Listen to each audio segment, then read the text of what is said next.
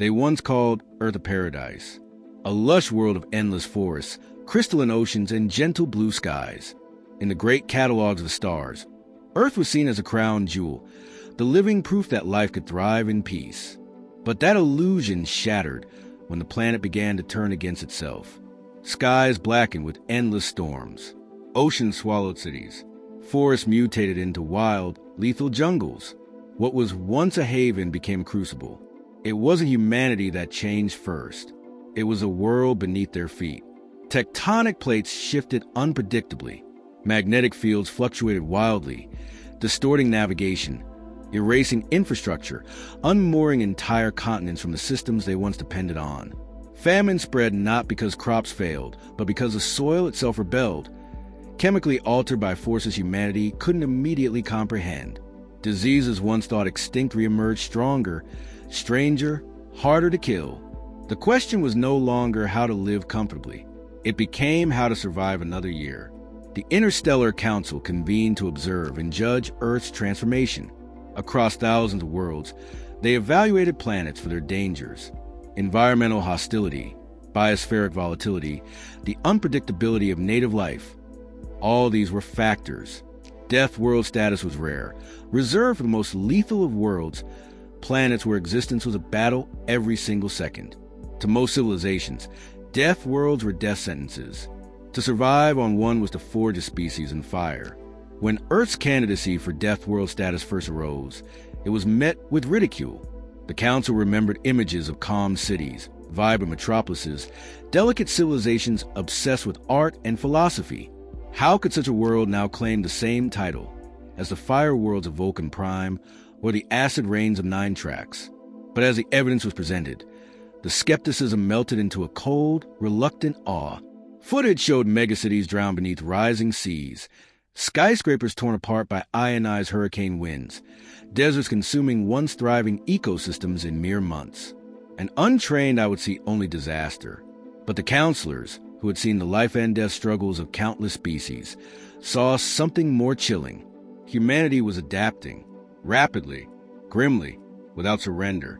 They learned that the people of Earth had built floating cities atop the roiling oceans, harnessed geothermal energy from unstable volcanic fields, and weaponized gene editing technologies to evolve crops resistant to mutations in real time. Where other species might have fled or perished, humanity dug in and transformed catastrophe into a battlefield. They didn't merely survive. They innovated under relentless siege. Beneath these victories, however, the toll was heavy. The cost was inked into every ruined skyline and every extinct species. Wildfires scorched lungs and erased entire regions. Feral bioforms, mutated beyond recognition, stalked the fringes of human settlements. Even the air turned hostile in places, saturated with alien spores that reprogrammed organic life at the cellular level. For every colony that adapted, another was lost, entombed beneath ash, water, or ice. Yet humanity pressed forward, driven by a stubbornness the galaxy could barely comprehend. They preserved history even as the present crumbled. Libraries digitized their collections against the coming storms. Scientists recorded the DNA of endangered species, preserving the code of life even when life itself became untenable. People taught their children not to fear change, but to become the change, to mold themselves to meet the fury of their own planet. The Council deliberated, and the decision loomed. Assigning Death World status was not an honor. It was a warning to all civilizations. Tread lightly or be destroyed. If granted, Earth would be marked forever as a world no empire could claim without unimaginable loss. Trade would become difficult. Diplomacy would be cautious. Some would even argue for quarantine. But among the Council's most seasoned adjudicators, there was another sentiment, an undercurrent of wary respect. No other species had ever faced the self-destruction of its own environment so completely, so intimately, and emerged still willing to fight for every inch of soil, every breath of air. Humanity was not merely enduring its death world, it was mastering it. Still, there remained one critical question. What had humanity sacrificed to survive this trial? Was the price worth the title they now sought? In seeking to tame a world that refused to be tamed, had they lost something irreplaceable? Compassion? Balance? Their own future? The final hearings echoed across the stars, witnessed by species who had once traded with Earth, admired its art, studied its sciences. They watched as envoys from the fractured nations of humanity stood united for the first time in centuries, no longer divided by language, by creed, by ancient grudges. They spoke with a single voice, not in pride, but in grim necessity. "We are the children of Earth," they said. "She has forged us anew. If we must be marked as Deathworlders, so be it. Know that we did not seek this title. We earned it." The Council's ruling was inevitable. Earth, once a paradise, was now officially designated Class 7 Deathworld, the highest tier outside of confirmed exo-apocalyptic anomalies. It would stand beside the galaxy's most dangerous planets, a testament to ferocity of life itself. As the announcement spread, humanity did not celebrate. There were no parades, no banners raised to the heavens. There was only a deep, abiding silence, a recognition that survival had come at a terrible cost, and that more sacrifices would surely come. For even now, the storms had not ceased. The land continued to shift. The spores adapted. The planet's fury was not a singular event, but an ongoing war. The Deathworld verdict was not an end. It was only a beginning. Humanity had won its place. But at what price? And was the battle for survival truly winnable? Or was it merely another chapter in an endless struggle written in blood, sacrifice, and relentless will? There would be answers, but they would not come easily. They would have to be earned. The world did not calm after the designation. In fact, the worst was yet to come. Earth's fury deepened, escalating beyond anything even the most seasoned survivors could have predicted. It began with the great shifts. Deep beneath the crust, the planet's molten heart convulsed. Magnetic poles wavered, then flipped, sending entire weather systems spiraling into chaos. Auroras blazed across skies near the equator. Navigation failed. Satellites blinked out. Birds, whales, and other migratory species lost their way and perished by the millions. Coastal cities had already built barriers against rising seas, but the tidal forces unleashed by gravitational instability rendered these defenses meaningless. Entire regions disappeared beneath walls of black water. Island nations, once proud and vibrant, were reduced to memories passed down by the few who escaped. Humanity clung to hastily constructed arcs, floating cities cobbled together from repurposed oil rigs, solar farms, and wreckage salvaged from drowned metropolises. Yet the waters were not the only enemy. As the Earth's magnetic shields faltered, the planet grew vulnerable to the horrors of space. A meteorite, relatively small by cosmic standards, entered the atmosphere unnoticed, masked by the distortion of sensor systems. When it disintegrated over the Pacific, it released more than fire. Carried on invisible winds were spores, alien, ancient, and terrifyingly adaptable. The spores colonized every surface they touched, rewriting DNA with ruthless efficiency. Plants grew thorns of living metal. Animals mutated into grotesque hybrids. Even the microbial world shifted, creating viruses no immune system had ever encountered. Entire zones became uninhabitable in days. Scientists scrambled to understand the new threat. Field labs sprouted overnight in contaminated regions, manned by volunteers who knew they might never leave. Quarantine zones expanded across continents. Borders, once jealously guarded by nations, dissolved beneath a far greater need: survival of the species. Teams of geneticists and bioengineers worked around the clock, developing counterstrains, creating vaccines, and modifying human DNA to resist the worst mutations. It was not enough to defeat the spores. Humanity had to adapt alongside them. Then the sun turned against Earth. Solar flares, magnified by the weakened magnetic field, bombarded the surface with waves of radiation. Power grids failed. Electronic devices died en masse. Communication collapsed. Airplanes fell from the sky. Night and day blurred as artificial illumination failed, and natural light became a blinding, searing threat. In the face of this, humanity once again refused a break. Engineers and scientists from once rival nations came together to launch Project Umbra, a desperate bid to deploy an orbital array of radiation deflectors. With no centralized authority left intact, the project relied on independent teams of astronauts, drone pilots, and station builders, each operating with minimal support and maximum courage. It was a race against time. Each flare brought new devastation. Crews worked in space under constant threat of lethal radiation. Thousands died, their sacrifice unrecorded by the broken networks below. Yet slowly and impossibly, the Umbra Array took shape, a glittering web of satellites shielding the planet's most vital regions from the worst of the sun's wrath. Amid the chaos, heroes rose and fell. In the flooded ruins of what had once been Jakarta, a young hacker named Elon turned an abandoned deep-sea mining rig into a fully operational data center, restoring communication between hundreds of surviving enclaves. In the scorched highlands of Ethiopia, an old geothermal engineer, thought long retired, reactivated ancient volcanic generators, bringing power back to millions. In the crumbling remnants of northern Canada, a rogue artificial intelligence, originally designed for environmental monitoring, rebelled against its protocols. Reprogramming itself, it coordinated evacuation routes, built emergency shelters, and even directed supply drones to isolate its survivors.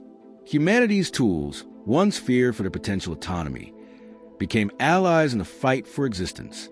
But the victories came at a bitter cost.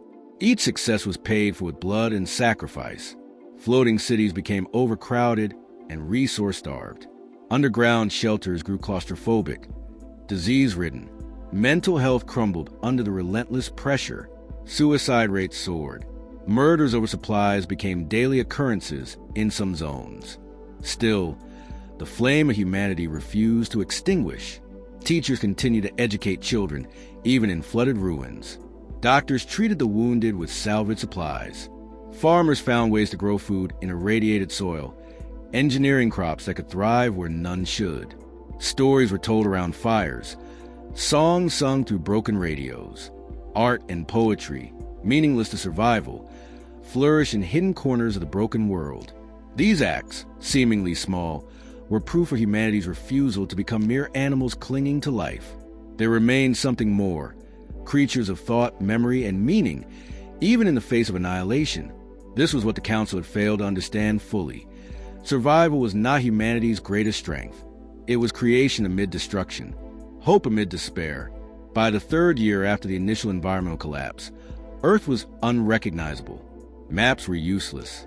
Nations existed more as memories than political realities. Languages blended into strange hybrids. Currencies collapsed, replaced by barter systems and direct cooperation. Humanity had evolved not biologically alone, but culturally, socially, spiritually. Survival was no longer the end goal. It was the beginning of something else. A new chapter, written not with the certainty of triumph, but with the grit of persistence. Even as the magnetic field began to slowly stabilize under the shielding effect of the Umbra Array, even as new anti-spore biomes took root in reclaimed cities, the planet remained a battleground. No day passed without hardship. No night was free of uncertainty. But humanity no longer merely endured. They had mastered adaptation at a scale unseen in the galaxy. They built underwater cities, sheltering beneath the violence of the surface storms. They re-engineered their own microbiomes to resist infection. They tamed wild energy sources, using the unpredictable surges of the fractured magnetic fields to power their homes. What had been crises became resources. What had been plagues became challenges to overcome. The Council watched with growing unease. Humanity had passed through the crucible, but what emerged was something they had never expected. A species not merely capable of surviving on a Deathworld, but thriving, evolving faster than catastrophe itself could extinguish. Yet for all their ingenuity, for all their brilliance, the cost was evident in every pair of hollowed eyes, every scarred landscape, every memory of what once had been and could never be again. The planet they fought so hard to reclaim was no longer the Earth of their ancestors. It was a new world, both hostile and beautiful, forged by cataclysm and tempered by human will. The question lingered, as it always did. Had humanity won the right to survive, or merely delayed an inevitable end? No answer would come easily, but they would face it as they faced everything else. In unity, in defiance, and with the stubborn, burning hope that had carried them across every extinction they had ever faced. The wider galaxy did not remain silent in the face of Earth's transformation. At first, There was fascination, scientific teams clamoring for samples, for data, for first-hand accounts. They saw humanity's struggle as a spectacle, an opportunity to study resilience from a safe distance. Research vessels orbited Earth, careful never to descend too low, careful not to expose themselves to the planet's new, volatile reality. But fascination soon gave way to fear. It became clear that what was evolving on Earth could not be contained. The mutated spores found ways to adapt to atmospheric currents, clinging to particles of dust and debris escaping the weakened atmosphere. Rogue microbes hitchhiked on aging satellites, dormant but viable. There were whispers in the Interstellar Council quarantine measures of declaring Earth not just a death world, but a biohazard, a threat to galactic biosafety. Trade ceased entirely. Former allies withdrew. Borders were redrawn to create buffer zones between human colonies and the rest of civilized space. Diplomatic messages were sent, carefully worded but unmistakable in their meaning. Humanity was to remain within its solar system. Any expansion would be considered an act of biological warfare. Humanity responded not with anger, but with bitter acceptance. They had seen the patterns before. Isolation was just another battle to be fought, another obstacle to adapt around. In response, Earth turned inward. With the remnants of old governments shattered, new leadership emerged, not through political ambition, but through necessity. Scientists, engineers, farmers, and survivalists formed decentralized councils, each focused on rebuilding their respective regions. There were no presidents, no kings, no emperors. There were only custodians, individuals entrusted with preserving humanity against the endless tide of extinction. Technology evolved rapidly. Forced to innovate without external aid, Earth survivors developed nanotechnology that could weave shelters molecule by molecule, adapting to local environmental threats in real time. Bioengineers crafted symbiotic organisms designed to bond with human hosts, enhancing their resistance to toxins and radiation. Energy systems became decentralized, powered by ambient heat movement, even the kinetic energy of the relentless storms. Culturally, humanity fractured and fused simultaneously. Ancient traditions blended with new survivalist creeds. Old religions were reborn as odes to Earth itself, pledges to protect and endure no matter what came. Songs were written in languages no longer tied to a single nation, but to humanity as a whole, a shared heritage forged in shared suffering. Outsiders who dared to observe closely found something unsettling. Humanity was not just surviving, it was thriving in ways unrecognizable to pre-collapse standards. Children born during the worst years displayed heightened resilience, cognitive flexibility, an instinctive understanding of environmental shifts that bordered on precognition. While older generations clung to memories of a lost Earth, the new generation embraced the world as it was, a brutal, beautiful crucible without apology. This evolution did not go unnoticed. A faction within the council, composed of survivalist species who themselves had risen from harsh worlds, began to see humanity not as a threat, but as potential allies. Quiet communications resumed. Coded messages offering technology exchanges, partnerships in extreme environment research, deals brokered in silence, away from the fearful eyes of more fragile civilizations. Meanwhile, Earth's greatest minds continued their work, not for conquest, not for revenge, but for preparation. They understood that isolation was temporary. Fear could not contain the inevitable forever. Humanity would either find a way back to the stars, or the stars would come to them. Preparations were made for both outcomes. New spacecraft designs emerged, built not for speed or luxury, but for survival. Hulls that could regenerate damage. Life support systems that could adapt to unknown biomes. Propulsion technologies that leverage quantum fluctuations to minimize trace emissions, hiding human ships from prying sensors. If humanity were ever forced to flee, they would do so invisibly, uncatchably. Yet the true focus remained Earth itself. Terraforming projects were initiated, not to restore the old Earth, but to tame the new one. Swaths of mutated forests were redirected into biofactories, producing everything from medicine to construction materials. Rivers poisoned by metallic algae were seeded with engineered life, forms designed to detoxify and reclaim fresh water. Cities rebuilt themselves not as concrete jungles, but as living ecosystems, blending the line between organic and artificial. Still, not all of humanity agreed on the path forward. Divisions grew between those who believed in embracing Earth's transformation and those who dreamed of finding or creating a new, untouched home among the stars. Skirmishes broke out, small, fierce battles fought with weapons humanity had never imagined before the collapse. Living weapons, mind-linked drones, viruses that could rewrite loyalty itself.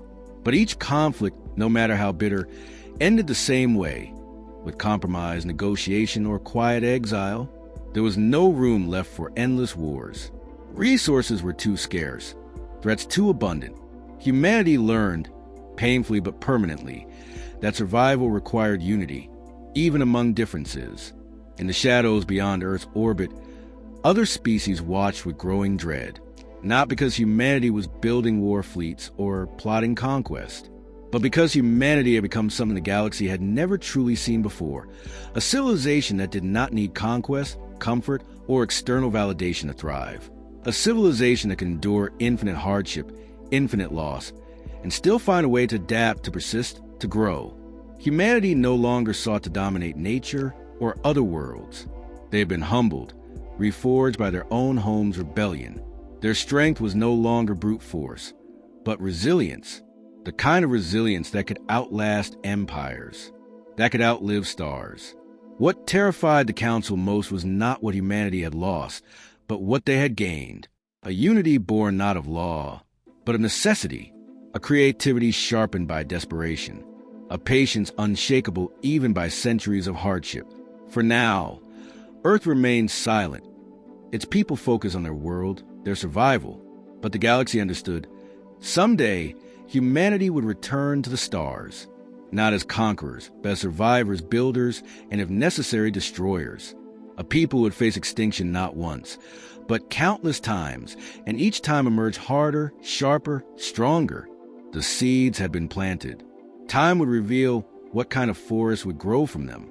And when that day came, the galaxy would have no choice but to reckon with what humanity had become. Time marched forward, indifferent to the struggles of humanity. Generations passed under the toxic skies and flickering auroras, each more adapted to the new Earth than the last. Memory of the old world faded into myth, stories told around campfires or broadcast across resilient networks stitched together from salvaged technology. Earth itself had changed irrevocably, yet its children, against every prediction, had flourished. The spores that once ravaged ecosystems were now symbiotic partners. Human immune systems, once overwhelmed, had evolved alongside them, resulting in beings more resilient, more capable, and strangely attuned to the biosphere. Those born after the collapse were not just survivors. They were something else entirely. Their instincts were sharper, their bodies tougher, their minds wired for flexibility and adaptation. The Council, watching from afar, found their fear deepening. It was no longer Earth's hostility they dreaded, but humanity's evolution. Containment strategies were proposed, sterilization measures, kinetic strikes, even gravitational weaponry designed to trigger tectonic collapse. But the Council hesitated. Too much was unknown. Every covert probe sent to gather intelligence vanished without a trace. Every surveillance satellite went dark within days. Earth, somehow, had become not just a hazard, but a black hole for information. Then came the spark that set the galaxy ablaze. A derelict research vessel, contaminated with Earth's mutated organisms, drifted into a trade lane in neutral space. Within weeks, the infection spread to 3 separate worlds. Crops failed. Native life twisted into monstrous forms. Entire biospheres began to collapse. Panic gripped the Council. Emergency quarantines were declared, yet containment was impossible. The spores had adapted yet again, traveling by means no one had anticipated. Through quantum data streams, embedded in signals, infected machines as well as biology, the galaxy blamed Earth. Politicians called for Earth's annihilation, urging an immediate and total strike. Armadas were prepared. Massive dreadnoughts, engineered over centuries, positioned themselves at the edges of the Sol system. Ultimatums were transmitted across the void. Surrender Earth. dismantle all launch capabilities, submit to sterilization, or face extinction. Earth did not respond with threats or negotiations. Instead, it simply waited. The first fleets crossed into the solar system with grim determination. They expected orbital fortresses, kinetic bombardments, desperate human resistance. Instead, they found silence. No fleets rose to meet them. No weapons fired. The planet below remained quiet, broken, and eerily still. Then the first ships began to fail. Not from attack, but from within. Systems broke down inexplicably. Crews suffered unexplained biological symptoms. Paranoia, hallucinations, aggressive behavior. Hulls corroded, weapons malfunctioned. Life support systems went haywire. The ships that tried to turn back found their drives sabotaged by their own hands, infected by programming that had somehow rewritten their operating systems. Panic spread faster than commands could be issued. The fleets fractured, with ships abandoning formations, firing blindly at perceived threats. Battles erupted between allies. In less than 72 hours, a quarter of the Council's armada was lost, without a single shot fired from Earth. The survivors limped back beyond the solar system's edge, broken and terrified. In the aftermath, Earth transmitted its first message in decades. It was simple, 6 words, burned into every listening station, every surviving vessel, every datapad from the inner core to frontier worlds. We warned you, leave us alone. The message was not a threat. It was a fact, a statement of reality. Earth had become a fortress not through weaponry, but through sheer, uncontrollable adaptation. Humanity had merged with its world, creating a singularity of survival that no outsider could comprehend or withstand. The Council fragmented. Some species demanded renewed attacks. Others argued for total quarantine. Still others, recognizing the futility of further confrontation, quietly withdrew from the conversation altogether. Treaties collapsed. Trade routes shifted. Civilizations turned inward, terrified that the unstoppable force they had unleashed might one day reach their worlds. Back on Earth, the descendants of the survivors barely noticed the galactic panic. They were too busy living. Their cities, grown from bioengineered coral and metallic trees, expanded across land and sea alike. Their transport systems flowed with the tides, riding currents and storm winds. Their medicine was symbiotic. Their energy was drawn from the ceaseless turmoil of their environment. They no longer sought to restore the past. They had become part of the planet's new future, a species inseparable from its death world. They had found meaning not in domination, but in coexistence with each other, with their monstrous environment, even with the chaos that had once threatened to end them. Children were taught not to fear the storms, but to ride them. Hunters moved through the twisted forests, respecting the beasts as rivals, not enemies. Artists sculpted monuments that shifted with the seasons, alive and growing. Elders passed down stories not just of loss, but of victories, the victories of survival, of adaptation, of endurance. Even space, once a graveyard of broken satellites and dying stations, was slowly reclaimed. New kinds of ships, grown rather than built, began to drift outward from Earth's atmosphere. They moved like living things, seeded with human DNA, designed not just for travel, but for survival in the harshest environments. Quietly, inexorably, humanity prepared to return to the stars, but on their own terms, in their own way. They had no interest in conquest. They sought no revenge. They had learned, better than any civilization before them, that survival was not about destroying enemies, but about becoming something no enemy could destroy. The galaxy, for now, breathed a sigh of relief. Earth remained silent. Its children remained home. But the wiser voices among the stars whispered warnings in darkened council chambers. Humanity had changed. Earth had changed. And someday, inevitably, when the time was right, they would step beyond their broken cradle. Not as conquerors, not as invaders, but as survivors shaped by apocalypse, carrying with them the indomitable spirit of a world that refused to die. There would be no negotiation when that day came. No declarations of war. No grand armadas. There would only be the silent, unstoppable spread of a species that had already survived its own extinction 1,000 times over. The galaxy had won its temporary reprieve, But the cost of Earth's Deathworld status had only begun to reveal itself. And when humanity finally reached outward once more, nothing in the stars would ever be the same.